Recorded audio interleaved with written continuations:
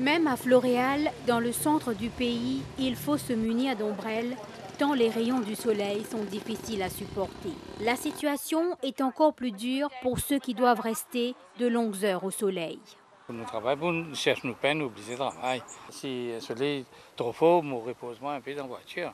Le soleil a brûlé, la température est un peu forte. Si mon sentiment faible, ça m'a saisi, je prends beaucoup d'eau.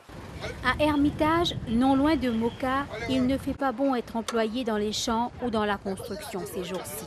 Parfois, il y a un après-midi, ils sont 11 nous travaillons. C'est bon, là pour le moment, soleil, même si dès le travail. Après ça, sur la poussière, peu besoin de lit, quand mettre le monde aussi, si tu vas gasser, pas travail, commence à transpirer, pas travail même. La terre commence à peler, pas travail même, trop chaud, beaucoup chaud, beaucoup chaud.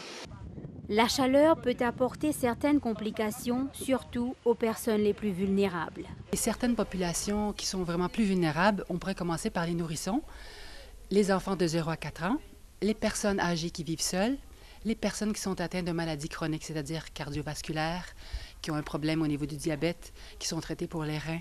Les gens qui vivent dans un établissement au second étage, ils vont être plus exposés. On a aussi les gens qui travaillent dans des milieux qui sont déjà chauds, dans une boulangerie, des gens qui travaillent exposés à l'extérieur au niveau des jardins, qui sont jardiniers, qui sont exposés au soleil. Et aussi, on a les athlètes qui s'entraînent.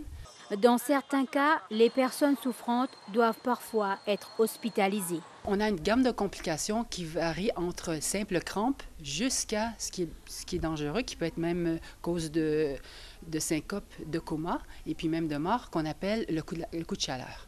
Ensuite de ça, si on passe à l'épuisement par la chaleur, qu'est-ce qui le différencie? L'épuisement par la chaleur, la personne aura une sudation excessive, des céphalées, c'est-à-dire des mal de tête, peut-être des envies de vomir. Il faut allonger la personne dans un endroit frais, le repos, la réhydratation. Mais comme je vous dis, dans le coup de chaleur, c'est tout de suite, on l'allonge dans un endroit frais en attendant l'intervention qu'on appelle une ambulance pour pouvoir l'amener directement au médecin pour que la personne soit réhydratée.